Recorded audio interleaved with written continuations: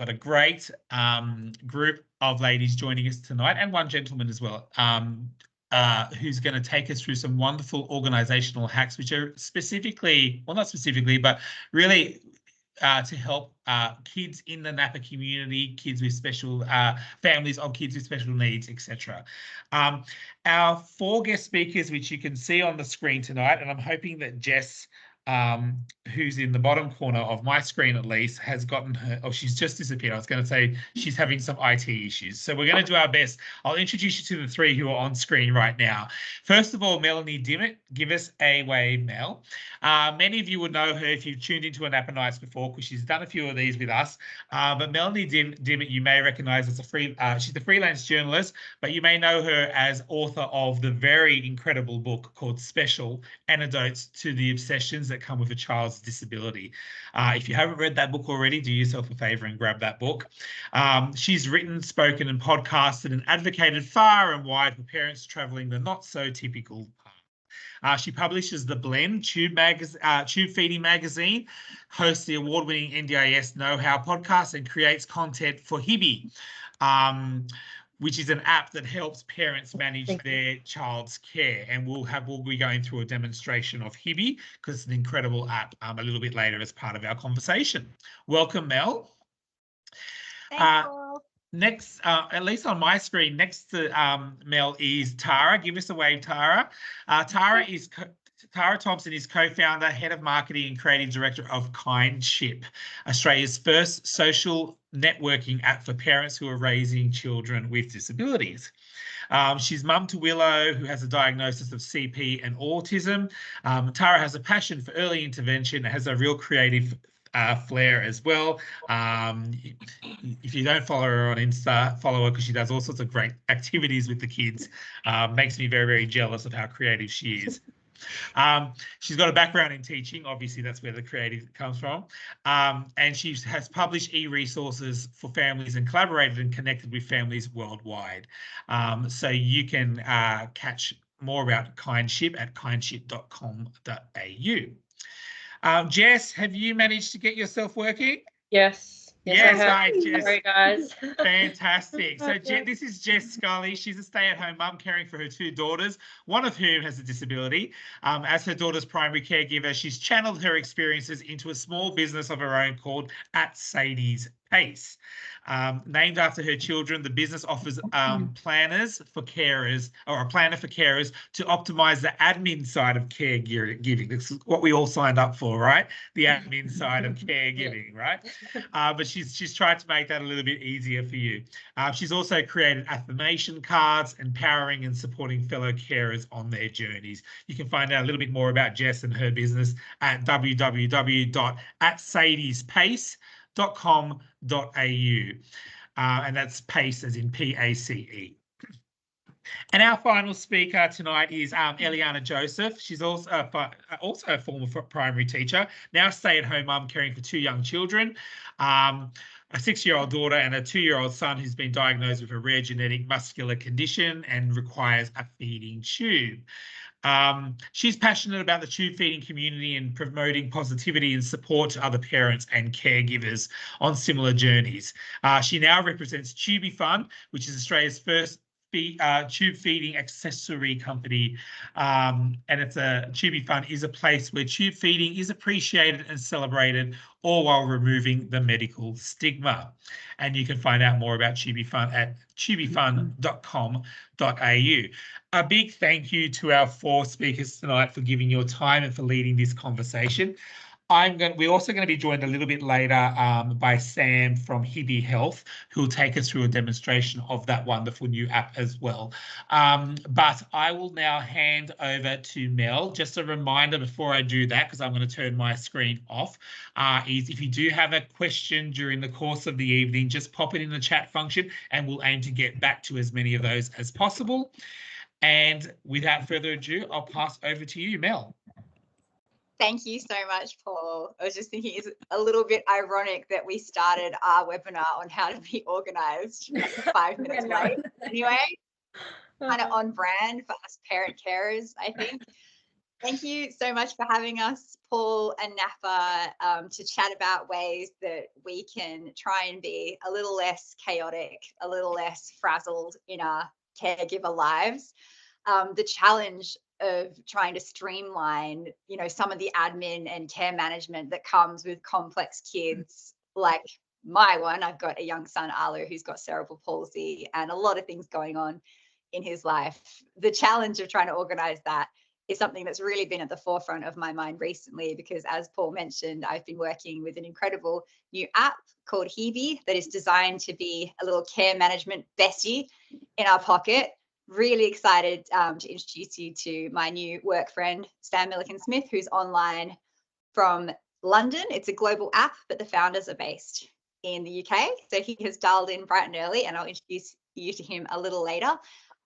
We will also get another app demo from Tara at Kindship, because they have launched their new NDIS Navigator app, which I am super excited about, because we Aussie families need all the help we can get with the lovely NDIS. So lots of things to look forward to this evening. To kick us off, I'm going to whip around our panel and ask each one of these lovely women here what their guiltiest organizational hack is. To give you an example, so this is something that you shouldn't do, but you do because you just have to.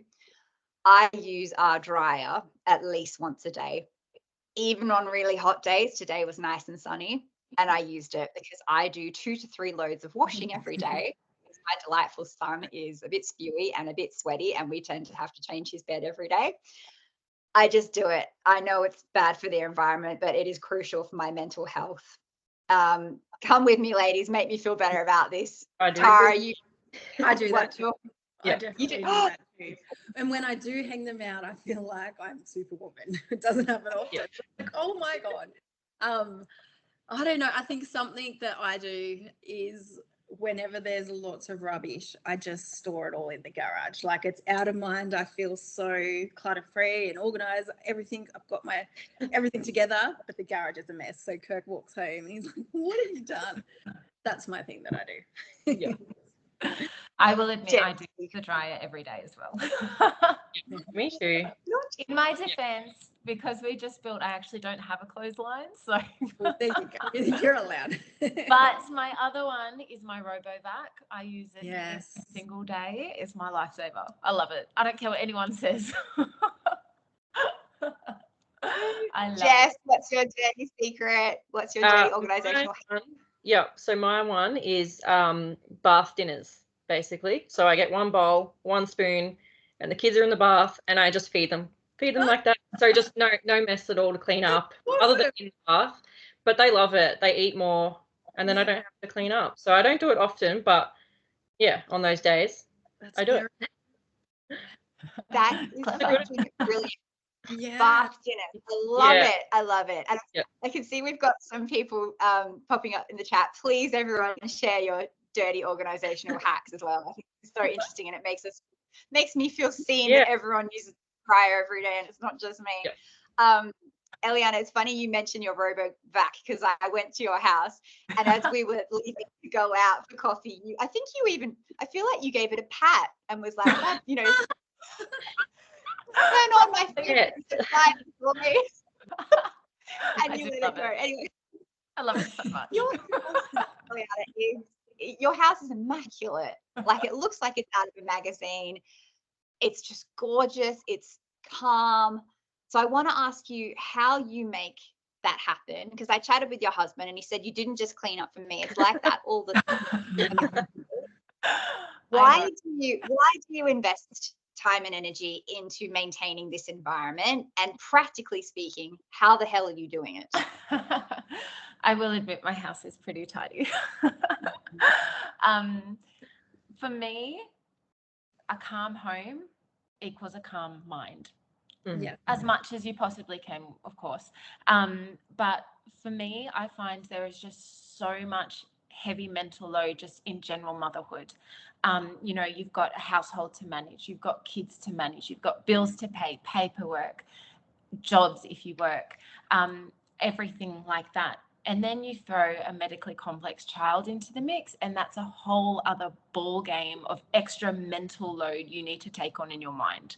You've got so many different things. So, for example, my son, he is 100% tube fed. He goes to daycare 2 times a week. He has therapies 3 times a week. He goes to swimming on a Friday. And that's just our average week. So then on top of that, you have your specialist appointments or your other random appointments that pop up here and there and all your extra bits. You've got your paperwork to do. You've got your supplies to organize, feeds to prepare. So much going on in your head. For me, if I'm not organized, if I don't have a neat and tidy, calm space, it's just, my brain is just going to explode. It's just going to not handle it. I'm going to end up stressed. And then, of course, that's then going to impact the rest of my family. So that's just how I feel. If my space around me is cluttered, my head is going to be cluttered too. Also, I am previously a primary school teacher, so it's deep in my bones. I am a stickler for routine and structure. I know exactly what we're doing every single day, and that goes to housework as well. And laugh at me all you like, but for example, today is Tuesday. So I like to call it Towel Tuesday. And every Tuesday I wash my towels. It's every day. I know. Like, it's Towel Tuesday. All the towels get washed. That's what I do today. I wish that there was a washing Wednesday, but unfortunately I wash every Wednesday, so that one doesn't work. But I've got my bits and pieces. I've got my routine. I know what I'm doing every day. And I make sure that I just keep on top of it. So I don't go around and I don't clean for the whole entire day. I just do little bits and pieces and I clean as I go. And I make sure that I do it so that it's not left piled up for me later at the end of a really busy day when I've come home, I'm with Luke and Leah and I'm exhausted. It's the last thing I'm going to want to do. So we just keep on top of it. Also, in saying that though, the whole family does get involved. Yes, my husband works full time, so I don't expect him to take on that load when I am here, but he has the same expectations of the way we run our house as well. So he does chip in when he is here at home too. We also get the kids involved too. They've got their little jobs to do. We teach them pack up when you're finished. You know, you bring your plate over to the kitchen when you're done. Just those kinds of things as well. Age appropriate, of course. But it gets them into that structure and that routine, and it helps that little bit too. Also, if you have seen my personal social account, which is the Tubi Mum, I do like to post lots of bits and pieces on there, and I have posted some recent ones about my organisational things that I have in place for Luke's tube feeding. I love storage containers and I love labels. So for me, if you've seen it, it is very, very organised. You can know exactly where anything is that you are looking for. It's right there. Except don't ask my husband because he'll still ask. Label, I'm like, read the label, it's right there. But that's just me. I love it. It's organized. I know exactly where everything is. I know exactly how much I have of each of the supplies, so I know when I need to go and reorder so I'm not cut short. And also it's really helpful when other people come in. For example, my mother-in-law, she, as Kerry, as you've met, Mel, she might come in and watch Luke and she may need to feed him. And sometimes they may need to go and get some extra supplies if I haven't already got it all out. But it's all there, ready for them. Anyone could come in and run it. Yeah, so that's, I think, how I keep my space as calm as possible. I find, Amazing. sorry, I just find that there's like a trend, I feel like, with a lot of carers that is one thing that they need as well, like a tidy home. And I reckon it's like the one thing that we can control in this, you know, in this journey is like a tidy home, because I'm the exact same. Like, I need to keep it, you know, tidy, and my brain feels a little bit more organized, I guess. I think that, I really like how you said how we have that little bit of control, because I feel like that's where a lot of the accessories and that come from. You know, you can go and you can buy the tubey pads that are pretty and they're cute and they have that extra bit of personality, or the syringe rolls, and it takes away that medicalized feeling of it, and it feels so normalized. A lot of people lately, well, anytime really, they often say to me, like, are you okay? Like, how are you coping? Like, we've been tube feeding now for almost 3 years, and it has been a rough ride.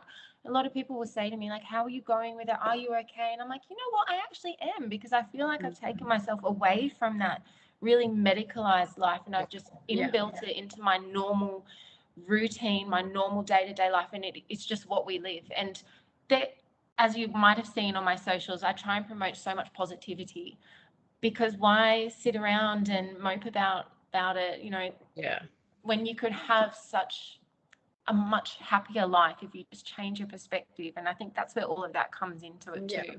If it works in with your life, it's going to feel more natural and just happier for everybody. Yeah, 100%. Tara, you're another one of these with the perfect looking homes, and you managed to do it even with, like, Willow's got cerebral palsy like my son Arlo does, and the amount of kit, like the amount of mobility aids and all, I mean, you make all this stuff as well. You make all these incredible therapy games, and still you manage to have a beautiful, calm looking home. Please share with us your home storage and organization tips. Well, so much of what you said, Eliana, is me too. If my house is tidy, I just feel like I'm in control. Or if I am stressed, I'm like, what cupboard can I clean? Like, find something to clean. All the go away. But yeah, we have a spot for everything. But I think we've taught the girls that as well. Like their toy room, they love dolls. I think we've got about 3 girls, so we've got about 50 dolls. They've all got their dummies there. So even their storage, there's a spot for the dolls' dummies, there's a spot for this. And it just means that when they play, they know where to put it. Or they've got spots for all their clothes, where their socks go. So they're more independent, because they're just like, that draw's here, that draw's here. Everyone knows where everything is. Still, like you said, my husband has no idea. So we always teach him every day where to go. But yeah, and I think because I have a background in teaching and early childhood too. So, and Willow, she loves being organized as well. So we had a lot of labels everywhere. There was one stage where there was labels on everything. So she knew where everything was. And that just gave her so much satisfaction as well, that she was in control and she knew how to, because things were quite difficult a lot of the time. So that's something that she could do, and felt like she was helping out. In regards to therapy, so before she started school, we spent our days just therapy play. There was always sensory rice somewhere, painting on walls, painting everywhere. Kirk would watch Instagram and just be like, oh my God, but come home and it was all completely packed away. But that would be part of the therapy for us too. So if we had shaving cream, the next idea would be like, let's get water and let's wash it off together. So as much as I could, I would make that packing away a part of the therapy play. But also, I remember when she was first diagnosed and you have all these things to work on, and that was just chaos in my brain. I wanted to work on everything. I knew how important it was. So I knew I just had to come up with a structure and plan that worked for us. And for me, that was having dedicated boxes. So when she needs to work on therapy using her both hands, by manual therapy play, I had like a box with all activities. And if I thought of something new, it would go in the box, and they all had their Ziploc bags. So when we were doing therapy, if I had a spare half an hour or something she wanted to do, I could just rip out a box and would sit down and I would ask her, what do you want to play? It gave her that choice and control as well. It kept everything all together, and then it stopped feeling like this big chore that took up so much time, because it didn't anymore. So everything just had a spot. Even her all the physio games, we had a big physio container. Her like standing frame, so I would have that. I sort of turned her playroom or little sections into the house so they were useful. So I think we had a bookshelf, and I would make that into like a sidestepping place, and I would set things up conveniently. So if she wanted it, she was sidestepping. Or I had a table that I made sure was exactly the right size for a standing frame. The standing frame lives there, and that was a craft desk. So, and I made it look all pretty, and that was just a part of our house. It just had a standing frame in front of it. Her CME blocks, like NAPA do a lot of CME, so we got some made up. I store them and use them as steps for her to get into the bath. So there's just like little things like that, incorporating it into your home so it's not there's crap everywhere. Like it all has a place and it's useful, and you don't have to keep getting things out and in, and it's just so overwhelming. Like you make it a part of your world, like you were saying, Ileana, and it just becomes the new norm, and it's not as scary because you've just merged it into what works for your family. So yeah, being organized is just sanity saver for all of us, really. 100%. Can I Yeah. just add in there as well? My advice is you have to do what works for you. Yes. Just like you just said, you know, what works for me and my family is going to be completely different to someone else's family. And I don't want people to have that stress and think, oh my gosh, I have to have it the way that they have it. But look how amazing that all looks. Everyone's is going to look different, and it's going to work the best for however it works in your home. And also the way you think. Some people don't like to be all neat and tidy as much as I do, and that's completely fine. Yeah. Whatever you like, but whatever works for you is going to be the best for your mental health and your family as well. Yeah, absolutely. Yeah, and everyone's neat tidy is different too. Like I know some people see toys as, you know, like that's enjoyable looking at the toys. You know, that's not mess in their opinion. Whereas me, like having Lego all over the floor, that's mess. You know? 100%. Yeah. Yeah. Jess, I want to chat with you about the beautiful organizational tool that you have created for us caregivers. Before we do that, though, I have a feeling that you've got some home storage tips as well, just from what you said already. Yeah. Yep. So probably very similar to Tara. My main thing basically is a spot for everything. But what we've actually done here, still renovating, but we have like the IKEA slimline cupboards, and basically a box fits perfectly into the cupboards. So everything has a place, but I can actually close the cupboards on everything. So there's like these little slimline cupboards everywhere, and you just close all the cupboards, put all the toys away, and you cannot see a skerrick of toys. There's obviously still equipment and things like that around, but we've got them all labeled, everything like that. And then on the days where sometimes those boxes get a little messy, I can still just close the cupboards and it looks pretty organized. And we have a big bucket as well that I bring out sometimes, just an empty bucket. And if we don't have time to pack it away in the boxes, I get that big empty bucket and the kids help me, and we just put everything into the bucket, put the bucket away, and I tackle that another day, basically. So yeah, just a spot for everything. We do everywhere in the house, and it's all labeled. And the bucket really helps as well. So yeah, if we don't have time, the kids just chuck everything in it, absolutely everything, and you just hide it away. And tackle it another day.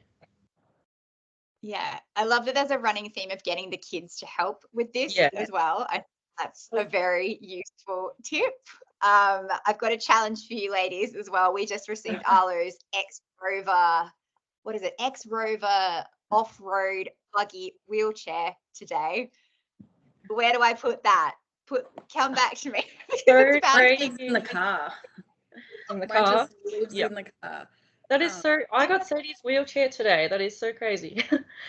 Oh, did you? Yeah, wheelchair today as well, and I was like, I'm going to keep this in the car, except for when she has to play with it every day. In the car, okay, brilliant. I think that is the only place we can physically put it at the moment. So yeah, very good. Yes, tell me about. So you create beautiful stationery for parent caregivers through your business at Sadie's Pace. Can you tell me specifically about your planner? What is it, and why is this something that you needed to make, and how can it help us? Okay, so so it's a planner for carers. So it was something I needed to make. Well, to begin with, the inspiration was basically I firstly wanted to do something for me. It was just going to be a business. It wasn't going to be anything carer related. But then I obviously wanted the business to have, meaning and purpose and align like with my values and things like that. And of course, that's what I am, a carer. So I, had to think about it. And then I was having issues just with having paperwork everywhere, and I was using like 3 different planners and then like episode diary on the fridge. So then when I needed to get all that information together, I was like, grab that off the fridge, grab this planner, and like I'd forget something. So I created a planner that has all of that in the one so that I can just take that with me. And then I've got the planner pocket in there as well. So like for documents and things like that, you can slot them in. So yeah, it's got things like episode diary, medication tracking, sickness chart, therapy checklist, obviously your calendar, and it's spread out. A week is over 2 pages, so there's a lot of room there. Notes, stickers, kind of like what you said, Eliana, about things being clinical. So I tried to make this not clinical. I wanted to make it like modern and fun. So like the stickers and things like that. And, you know, there's quotes on every page. Like, It's yeah, so I've got mine here too. It is super cute. I love it. Yeah, so I just really wanted to make it fun because, yeah, I was just feeling a bit down at the time about, yeah, everything being clinical, you know. So, and yeah, something for me as well. So even though it is related to my role as a carer, you know, I get something out of it. It's nice. It is still something for me. Yeah, and it's just been nice helping people as well. Like, I guess bridging that gap. Like there still isn't anything like it. So, yeah. Yeah, Pretty much. and it's a beautiful for those of us who prefer a more like analog approach to organization as well, like writing things out, which can be quite therapeutic in itself. I know we're going to look at some digital options later, but I think there's definitely a place for a beautiful product like yours. And I've seen, Eliana, I've seen you going around with it. Can we get some customer reviews from you too? I think I've already given mine to you, Jess. Yeah. Yeah, actually, a good friend of mine told me about it. I love chatting with all other mums too. That was something else I wanted to say before too. This is a really great way. It's that we don't come up with all these ideas by ourselves. We learn by chatting with others, and that's how we pick up all these bits and pieces. So she actually recommended it to me. And I thought, oh my gosh, that is the best way ever, because the way I was doing it before wasn't working, and we'd just not long started NDIS, so I was trying to record things. I'm like, what on earth am I doing? But now it's all in here, and I love it. It's That's great. Yeah, and what you said, Melanie, it is a lot of people do like to write it down as well, I find, but like I do both. Like I've got it in my calendar and in my planner, but it is therapeutic. I love like checking off the therapy checklist, being like done, and then the, you know, episode diary, being able to track it, and then when I go to an appointment, you know, having it all there. And because like I used to I had it in my phone, but then I'm like, where did I put this in a note? Did I email myself? Like, where did I put it? You know, and I completely forget to actually mention what I went to the appointment for. So now at least I know. I'm like, yeah, it's definitely in here. It's I was saying to Jess, I love it for me, but also Willow loves diaries, loves checking things off. She loves knowing what appointment she has. She even tries to come up with like her own little charts. Like, Mum, there was one time she wanted to stop hurting her sisters, and she came up with strategies and she wanted to tick it off. So I'm like, she's going to love this. So we actually share it together, and she writes down what she's coming up, like what's coming up, or if she's got a behavior psychology appointment, she puts in there what she wants to talk about. So I think, it's a really nice idea for our older children as well. Have a planner that relates to them and their needs. Yeah, that's a great idea, because I've actually got it in there so that you can, like the care recipient, if old enough, can use it for themselves as well. Obviously, you know, my children are young, and like for you, Tara, like you use it with Willow, but you know, they can use it on their own as well. So yeah, amazing. I want to get back just on the physical clutter again for a moment, because it's in my head, in my house at the moment. So I want to quiz you guys. A lot of the stuff we've got around is stuff that Arlo has either outgrown or doesn't, or never used. So he's got like all these old AFOs kicking about. He's got random like wheelchair headrests and like tray tables that I can't even remember what they go into.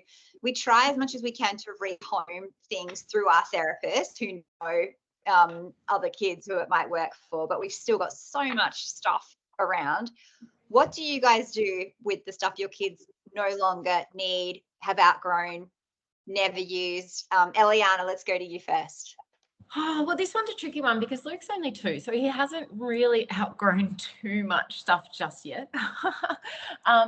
But moving on, he did have the NG first, of course, and then we moved to the G tube. So we did change some of the supplies that we had then, and I did pass them on to other mums who were using NGs at the time.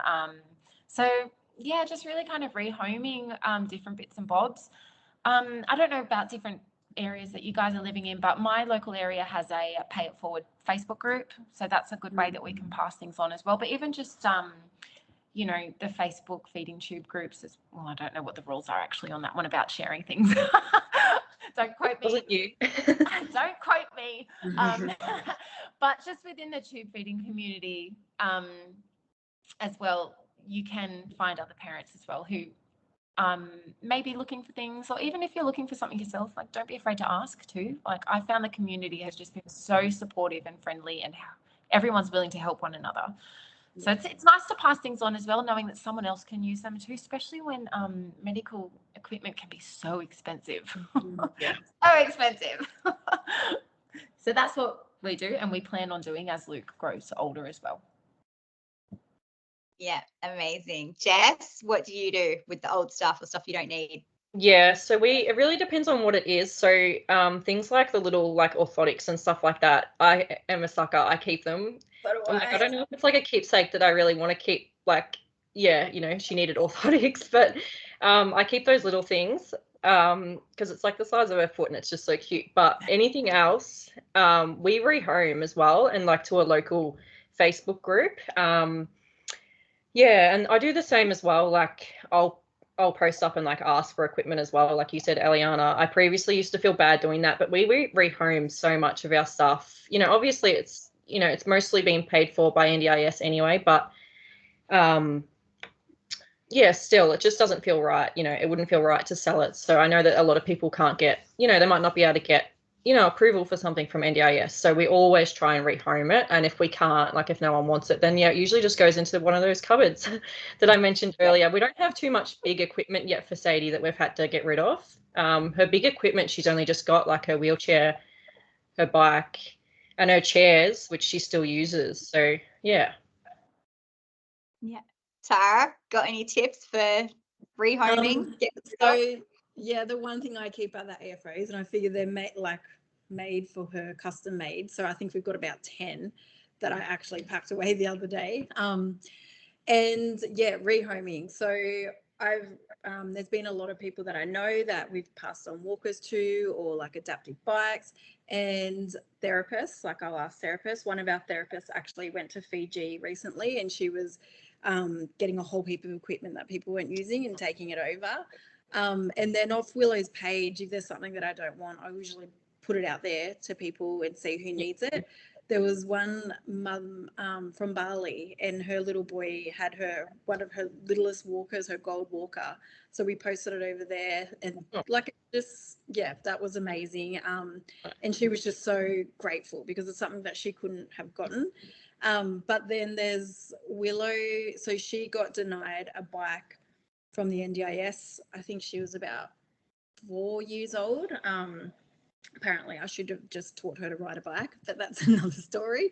And then I had a bit of a rant on her page, and then a beautiful family, they had a bike that they weren't using. They were the same height as Willow. We actually met up together and had like a little picnic, and Willow, his name was Ruben, they got to meet, and it was so special. She brought a present for him, and then she had this bike that meant that we could go on family bike rides together, and just little things like that. So yeah, definitely passing on, because it means so much to families. Like that was the best gift we could receive. So yeah, we just pass everything on. Yeah, amazing. I remember when you gave the walker, like what an incredible moment that was. And you say it's a little thing to be able to go on a bike ride together as a family. I think that's a pretty big thing. Like I think that's quite. Yeah. To others, it's not like it. I'm like, but it was just, it changed our weekends, because it was something that when Willow wasn't able to walk in her walker, but she was too big to carry, like it's just something we could all do together, and that was gifted by another family. But obviously we got that through her Instagram and following, but there's like Kindship Connect group. So we often do like a pay it forward post. So if there's anything you want to get rid of or you don't need anymore, it like sort of inspires you to think, oh, actually we got something, and then there'll be somebody on there that could even take it off your hands. So yeah, there's lots of different ways you can pass it on, I think. Yes, thank you for sharing those, guys. I've just remembered, you can even get crafty So we go through a lot of G-Tube button covers from Tubey Fun, like these gorgeous little handmade, all with different materials, really special. And when they get, you know, a bit too old and maybe a little bit crusty, I'm keeping them in a box. And my plan is to make like a big mural of all of them, make something crafty with them. So I'd love to hear people's ideas around, I guess, what is that, upcycling with things like that. And on Tubey Fun, Eliana, I want to chat about go-to products. I want to chat about go-to products with all of you. The one or two things that you just cannot get through any day without. Mine is the Boondrass drying rack for Arlo's tube feeding syringes. These are available at Tubey Fun. Eliana, I'm going to start with you because you work there. You're surrounded by magic of those incredible products. What are a couple of things that you use every single day? Oh my gosh, honestly, can I just say first, I was a customer before I worked for Tubey Fun. That's how much I love Tubey Fun. I am also a huge fan of the Boon products, the Boon grass, and Tubey Fun it's only recently come in stock, all of the new Boon products, which is awesome and made my day. But yes, definitely the Boon grass, so easy, pop it right next to your sink, you wash up I personally use the reusable pouches the most. Wash them up, they sit so beautifully in the Boon grass, as well as all the syringes and all your other little adapters and all those little bits and pieces. They just sit beautifully, dry really easily, and they also can get chucked into the dishwasher as well. Another one of my favorite Tubey Fun products is the syringe roll. I use this every single day. Pop our extension in there, syringes, roll it up, pop it in the bag, and it's done. But just generally speaking, we leave the house every single day. So my most important thing is our mum bag, of course, which I make sure is always packed and ready to go. But within my pantry as well, I've got a section that is for our everyday products that we use. So I make sure they're there, ready to go, just grab them, pop them in the bag. Another thing that I do make sure I do as well to be organized is to pop a little bag in the car with backup emergency supplies, just in case. Because I do like to keep it simple when we go out. I don't like to pack too much stuff. That way I know that if I have forgotten something, that there is a little emergency survival kit in my car, just in case.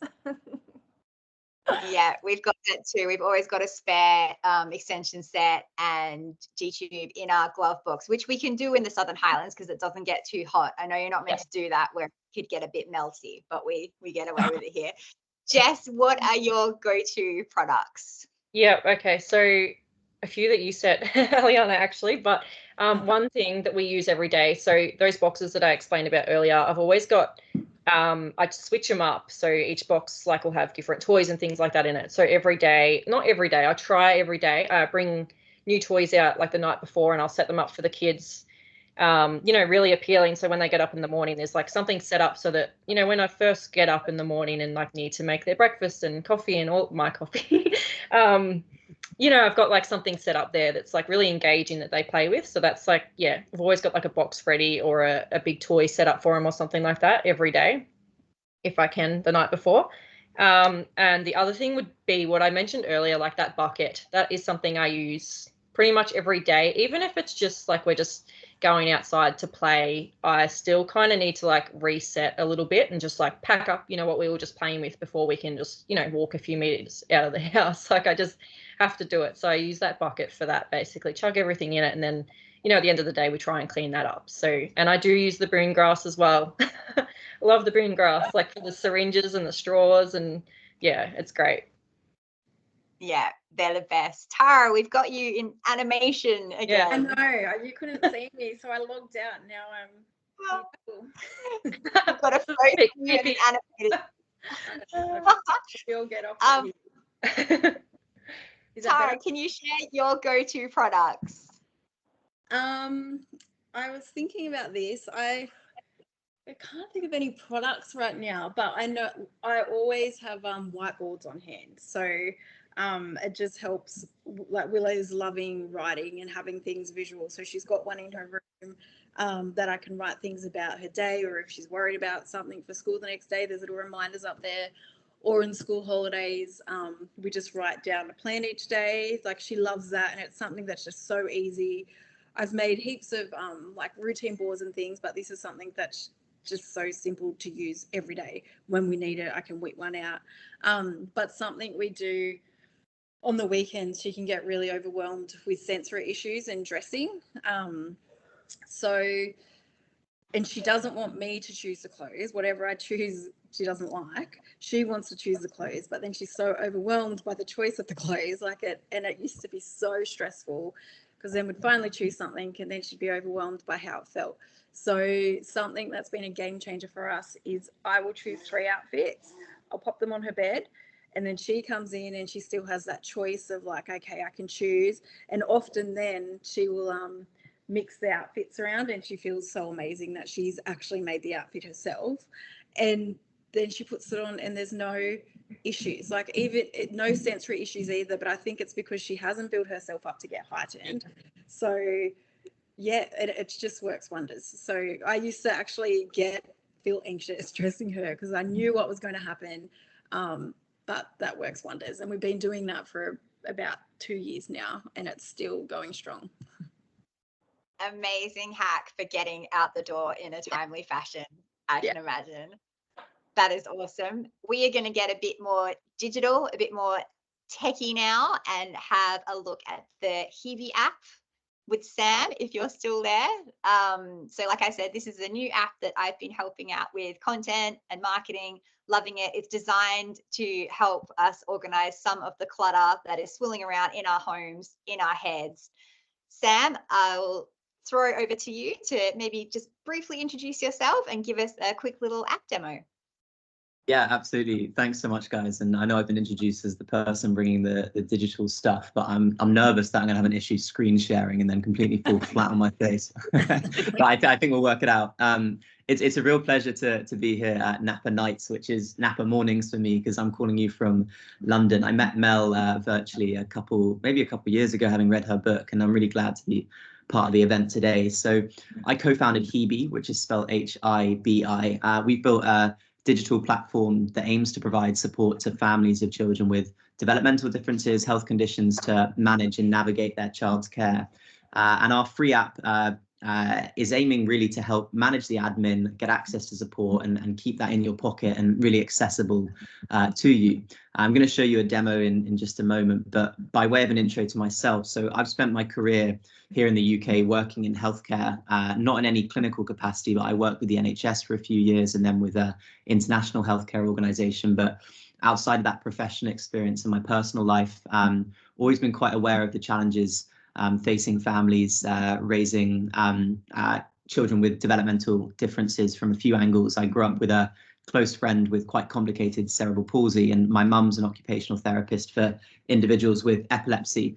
And because of those experiences, when I moved to London, I started working at the weekends for a charity supporting children with conditions such as autism, ADHD, but a whole range. And every child is different. But what I was seeing for a lot of families, there were some shared needs, some of which have been touched on today, around how can you help parents get back to being parents and take some of the burden off from an admin perspective and from a care coordination perspective. So fortunately, I teamed up with my co-founder a little over 12 months ago, who's a software engineer. We've built a mighty but small team of parents and professionals around us. And we released Hebe, having designed it with lots of families just a couple of months ago. And it's been a really exciting couple of months, because we've now got families around the world downloading it, providing us feedback. And one of the things I wanted to mention up front before I show you the demo is, we know we've got a long way to go with it, so we're always keen for any feedback from anyone here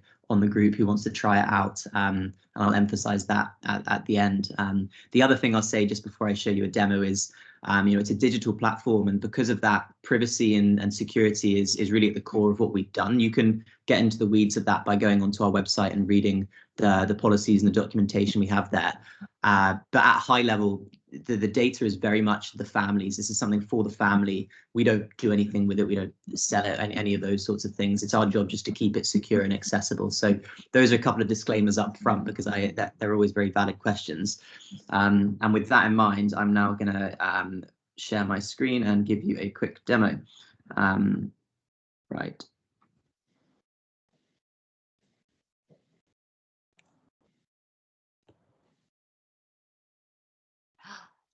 There it is. Any luck? Yep. Brilliant. All good. Okay, great. So I won't take too long, because it's a free app. You can check it out yourself. But we're on the home screen right now. When you download the app, there's a bit of an onboarding process, which hopefully helps it become familiar. But there's really 3 things I wanted to show you.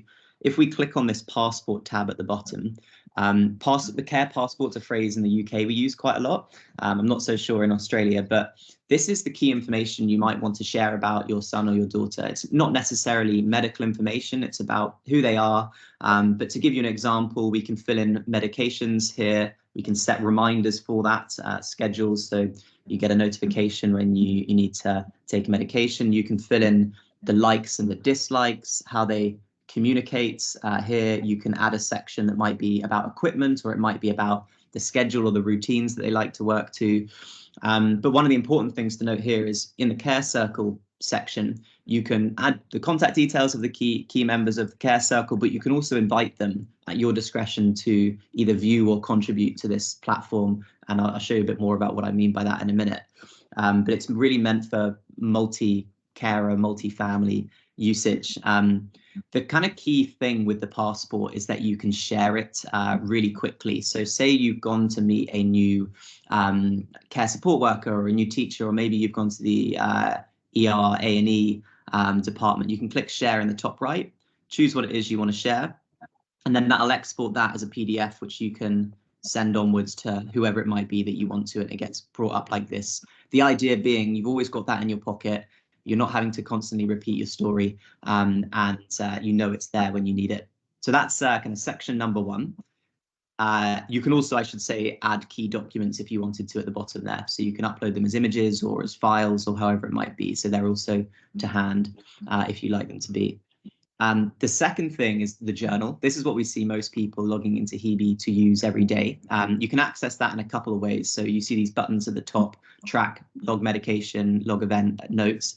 If we click on this journal tab in the bottom right, you can choose to check in anything you want, really. It's very customizable. So let's say we're keeping track of a sleep diary, 5 hours. We could add some notes. We could also add images if we wanted to. We'll then click check in. That gets logged here in your journal. You can click check in for an appointment. So we could say NAPA. Good spelling from me because the picture's in the way. We could add images from that, videos if it was a physio appointment because you want to remember the exercise. Again, log that. And this is really here for you to be as accessible as you want. So say 6 months time you wanted to remember what you were up to at NAPA, you could search for it, it would be there. You could view trends. You might have been asked to keep a sleep diary, look at how that changes over time as well. You can export that as a PDF to a care professional. And you can also, as I mentioned, because you might have invited your partner or another care professional onto the platform, you can see who logged what by clicking this little 3 button there, created by me here, George, as a test account created by George. So that's the journal section, very customizable. You can go into a lot more detail. The final thing I wanted to show you is our Discover section. So this is the tab on the bottom right. There's a couple of things here. We have a library of relevant content you can search through, some amazing pieces that we call the Parent Carer Collective, just about other family stories, but also some practical advice on, who's who in the allied health profession, some guidance on sleep, on parenting strategies and more. But you can also submit questions to Hebe, and then with our group of advisors, we will, within the next 24 to 48 hours, respond to that. You can then view those anonymous questions publicly. So this is one we got yesterday about the process to getting a diagnosis for ADHD. I hope that was a helpful overview. It was a bit of a whistle-stop tour, but I don't want to talk too much about this when there's more interesting things as a group for us to discuss. It's a free app. Please check it out, HIBI on the app stores. And I mean it when I say let us know your feedback. I'll paste a link in the chat with my email as well in case anyone wants to reach out. But back to you, Mel. Thank you so much, Sam. And thank you also for sticking around till the end. I can see we've got a couple of questions coming through for you already. So he's going to stick around. So anything you want to ask about Hebe, we can get to that in the audience Q&A. Tara, it's your turn to get techie now. Can you show us what Kindship has been up to with this new NDIS Navigator? And can you put your wig on too, please, Barb? No, Barb's not here tonight. Yeah, I'll see if I can share. I'll first, so we started Kindship as a place for parents to connect, share that lived experience that is just so crucial to families like ours.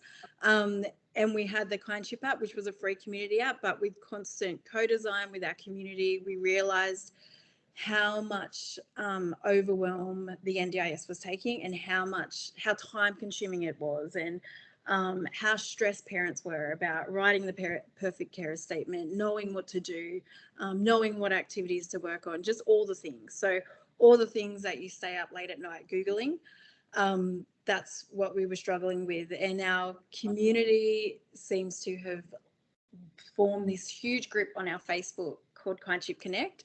So that's where we're pouring our love into the community at the moment, and we focus the app on that more 24/7 instant support for NDIS and disability parenting.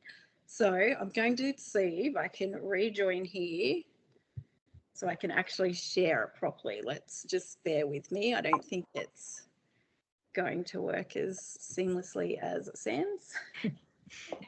I'll give it a whirl though. Okay, someone's got to let me in. That's you, Paul. Okay. Screen.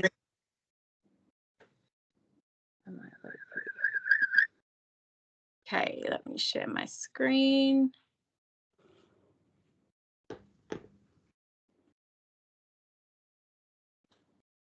Are we working? We are. Wonderful. So this is what it will look like in the app. You have a profile for your child. If you have more than one child, you just swipe up to the different profile. So what the dashboard is, it really gives you insight into what your budget is, but it gives you suggestions on how you can spend your budget wisely. So I know myself, I'm like, what goes into core? What do I spend this on? Where does capacity live? Like, it's confusing. So if you swipe across the top, it will tell you what's in there, give suggestions for the services you're eligible for the products you're eligible for, and as you swap it, it will change. So we also have a part for checklists, so like handy checklists and templates. So if you go into there, then there's resources and PDFs in there. So what's changed is the Barb by Kind. It's now called the Barb by Kindship app. So this started, Barb the character, you may have seen her on socials. It's definitely not me. We wanted to have a support widget that was like somebody who was relatable, who felt like you were talking to another parent, who had that lived experience, who spoke about the NDIS in a way that you understood and made it actually sort of interesting to read, not reading through it and feeling more overwhelmed. So we created Barb, who is our AI character.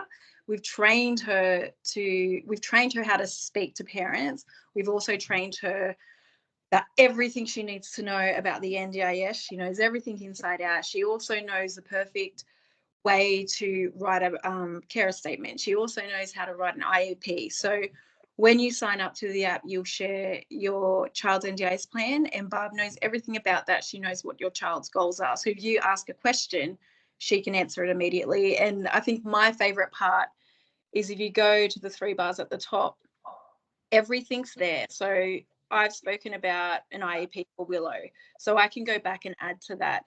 I asked, she needs to work on shoulder exercise, physio exercises from home. And of course, your physios give you the ideas, but sometimes you're at home, you're like, oh, this isn't working. What's a really fun idea that I could use?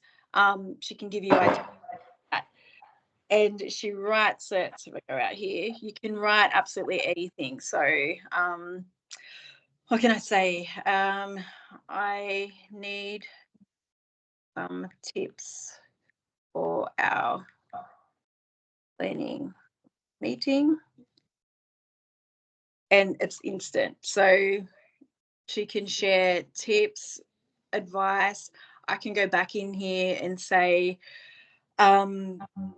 we didn't get the funding we wanted. How do I prepare for a review? Or to give you an idea of the carer statement, you can just write it in.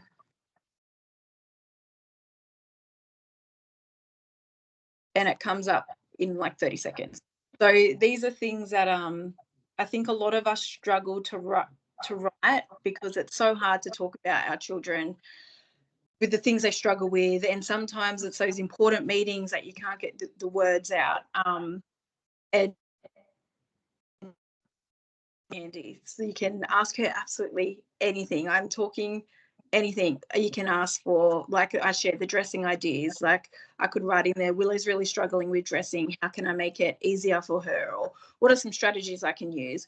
You can say how much you've got in your budget in capacity, and that you need to use it before a certain day. What are some ideas that I could spend it on? And it knows your child, it knows what therapies they're currently doing, it knows what you've got left, so she can help you use your budget more effectively. There's honestly, I don't think much she couldn't do. So if this was around when in our early days, it would have been like a lifesaver for me. Just to be able to have something in my pocket 24/7 to ask any question, the burning questions that keep me up at night. That's what Barb does essentially. And it's also a part of our plan. How do I stop sharing? I can't do it. It's also our plan management app. So anyone who signs up as a plan manager gets access to this app, or if you are self-managed, or even if you are plan managed and you want access to the app, we actually have a subscription service to it. So you get a yearly subscription and you have this dashboard and all these tools up your sleeves and Barb 24/7. So it's super exciting. It launched about 4 weeks ago, the Barb by Clientship app, and parents are like, it's mind-blowing. So it's pretty awesome. Jess is on there and she's been helping us out. So yeah, it can really do anything. Amazing. Thank you so much, Tara. Huge congrats to the team. Epic achievement. And thank you to our whole panel for sharing so many sparkly gem organizational hacks with us tonight. Paul, I'm going to throw to you because I can see we've got some questions coming up in the audience Q&A. We can get going with those. Thank you. Can you see the pizza on my... No, that's all right. All right, guys, that was really, really interesting. Thank you very much. And those two apps, oh my God, incredible. I think we've lost Tara on the screen from where I'm not sure if anyone else can see Tara on the screen. I can't see, but are you still there, Tara? I am still here. Okay, great. All right, so we're going to head over to the chat and I'm going to fire some comments or questions that have come throughout the course of the evening. But for those of you online, if you do have a burning question from any of our presenters tonight, and that includes Sam as well, who took us through the Hebe app, please pop them in the chat function now, and we'll try and get to as many as we can. Obviously, don't want to take you too late. It is pushing past 8 o'clock now, but we will endeavour to get to as many of your questions as possible. So first of all, we're just going to go back to the very start of the presentation. Say there's lots of love for using the dryer 99% of the time. So no shame in all that, guys. So that's fine. Absolutely, that is absolutely fine. And I'm sure you're doing other things to offset the electricity, right? Like, I don't know. Not really. I'm just saying that with my responsible hat out. And also a lot of love for the bath dinners. So yeah. I haven't actually heard of the bath dinners before, Jess, but I actually think that's a really, really good one. And there's lots of love for the bath dinners in here. Yep. For those of you who tuned in late, that's just basically preparing the odd meal and feeding your children while they're sitting in the bath, right? One bowl. Love it. Okay, just checking through here. I'm going to fire a question at you that came to me. I mean, I think as we were talking through everyone's experience, maybe with the exception of Mel, the three other ladies on screen seem to come from, being a teacher's background, organized background. Seems like getting into this organized frame of mind in your own homes has been quite natural for you, because I think it's come quite natural. Do you have any advice for those out there who perhaps have just been not that way inclined for the majority of their life and may need a little bit of help? Or where can they start? Who wants to take that one? Well, I think just starting really small, to be honest. I don't think I was always like this. It just started and progressed over the time. Like, I had one child and now I've got two, and I need to be more organized. So it's just starting small. Like, pick one thing, one area in your house that you can organize, and see how that makes you feel. It's generally going to make you feel a lot better. And, I feel like it kind of almost becomes like an addiction. Like what you said earlier, Tara, like if you don't have something to clean and you're feeling a bit flustered, it's like you've got to find a cupboard to like tidy or something like that. So I think it's just starting really, really small, not a big expectation. Yeah. Right. And Tracy, are you still online? Because Tracy has commented, and if you want to take yourself off mute, Tracy. But I wanted to see if you, she's recently engaged a decluttering service to help her. So obviously she may not be someone who is naturally inclined to do it herself. So she's engaged a declutter service. Is that you, Tracy? Yeah. Do you want to talk us through what that was like? Well, I actually got the idea from a member from Kindship, from Michelle Hogan. And Barb went through the plan and suggested that it could be something that could be related back to the goals in daughter's plan. So my house was just loaded up with boxes on top of boxes. Wasn't completely a hoarder, but it was getting chaotic. Nothing, couldn't start on an area because I had no room to put something else to navigate it. So I engaged in a declutterer, and great connection. And she said, where do you want to start first? And we had an idea, like, do you want to sell it, gift it, things like that? And so, well, that sounds easy enough to do. But it's not really. It's quite overwhelming. And because there's a lot of emotional attachment to it, we would just pick a really small area. So instead of saying, let's pick the whole kitchen cupboard, let's just pick the medicine cabinet and work on that one. And then if we've got more time, let's work on the utensil drawer and go from there, or work on the pantry. And the other day, I was unpacking my groceries and going, let's put the biscuits in containers, instead of just having them piling on top of each other, because children never put an open packet in a container and then they go stale.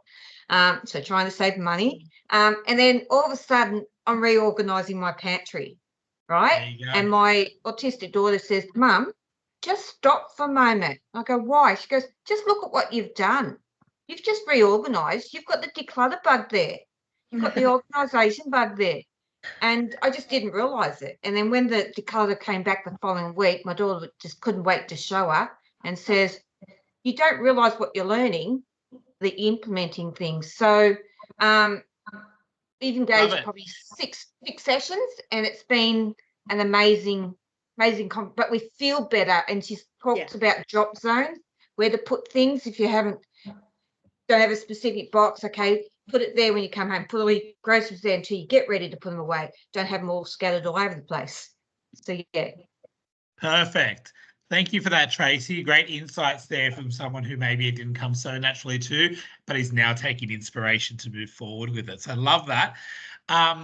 There's a lot of love on the chat for the planner, Jess. So congratulations on that.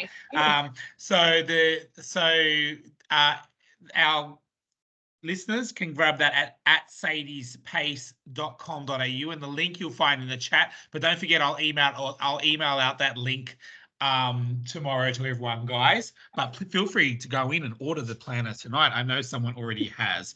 And that is the and what is that actually called? That's called just the planner. Just the planner for carers. Yep. There's just carer plan. Yeah. Okay. So there's Planner one. for carers, carer planner. Carer. I can't say it. Planner for carers is usually Planner what I for go with. Yeah. Carers. Yeah. Fantastic. All right. Great. Amy chimed in and said that she likes to use containers with labels on them and stack them in the son's wardrobe for bits and bobs like manuals, added parts, etc. All the stuff she rehomes, kind of like the theme that you guys were talking about. AFOs are her issue as she has no idea where to donate that to. Anyone got any tips on that? No, I keep mine. Yeah, same. Keep yours. Yeah, that's a really good, interesting question. We get a lot of Sentimental. questions about AFO donations at NAPA as well, and I haven't found that solution yet. But we have just started working with a new AFO provider at NAPA called Ability Made, and I will ask those guys whether or not there is currently a solution for what can be done with AFOs to be donated. So I might get back to you guys on that one. There you go. Thank you, Danielle. Danielle's the person who just went online and bought the planner, Jess. So Oh, sweet. Thank you. that's for Danielle. Thanks, Danielle. Tara and Jess, are you able to share the name of your social media accounts, please? Yes. Mine, I think it's at Willows_CP Journey. At Willows. Do you mind popping that in the chat, Yeah. Tara? And Jess? Yep. So my Instagram, it's at Sadie's Pace. Perfect. And while we're at that, I know, Eliana, you mentioned, I know you're here representing Tubi Fun, but you've got your own social media page. What was that one again? I do. So my personal one is just at the Tubi Mum. At the Tubi Mum. Love it. And then Tubi Fun's is Tubi Fun AU. Perfect. And while we're doing it, Mel, I don't want to ignore you. Oh, God. just the name, just Melanie Dimmitt. 2 T's, people. Perfect. There you go. Sam, you want to jump in? Yeah, why not? Hebe Health, one word, Instagram. That would be great. There you go. All right. I don't know what I did then. Here we go. On that. Okay, here's some instant feedback for you, Sam. Hopefully, as I read this out, it's not too bad. Hi, Sam. Just wanted to let you know I downloaded the app last week and our carer team are all involved. It's nice that the carers can be updated on how my Cameron's days are going just by logging into the app on their days off. That way they can plan for the day and when they're next with Cameron. Also can share real updates via the app with his carers when he is in hospital.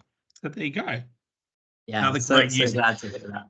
Thank you. Yeah, Rachel, you know, for that's sharing a real thing. That's an interesting one. You know, we've recently gone from year 6 to year 7 with my son, and we've gone from the thing where he had one teacher's aide full time with him in primary school, who knew him in and out and everything. But now in high school, they of course don't operate in that way, right? So he can have, in any week, he can have one of 20 carers in the high school, right? And my biggest issue with that was, how do we control the information and the updates and what's going on, and if he's having a down day, an up day, whatever it may be. And this is a perfect way to do that. So anyone can just log in to that. So I think we're going back to, I think, Amy, correct me if I'm wrong here, but were you asking about the Hebe app as to whether or not you can also have a calendar for upcoming appointments? So can you put upcoming appointments into this Hebe calendar? So I can answer that. I think Amy asked it while I was talking. So I think it was about Hebe. Short answer is yes, you can. So the way we've displayed the app is kind of like a timeline. So you can put them for kind of prospectively. So they'll be in there. You can add notes to it. So, you know, say you wanted to make a note of what you wanted to ask at that next appointment, that'll be in there. It'll be forward looking, but it's a great question because we're actually now currently working on not just a timeline view, but if you prefer it, kind of a calendar view, and then being able to integrate it with whatever calendar you use on your phone as well. So short answer is yes. And it's something we're working on trying to make more intuitive. Perfect.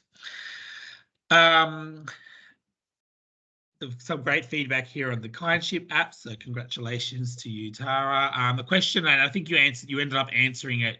Is the Kindship app free or is it coordinator related? Do you want to just repeat your answer on that one, Tara? Yeah, so the community app was our free app, which we've now put over into the Connect group, where we have lives and resources and share all the things in there. So the app itself it's fully fundable by the NDIS, but yeah, you either get access through plan management or through a subscription, which you can claim with your NDIS budget.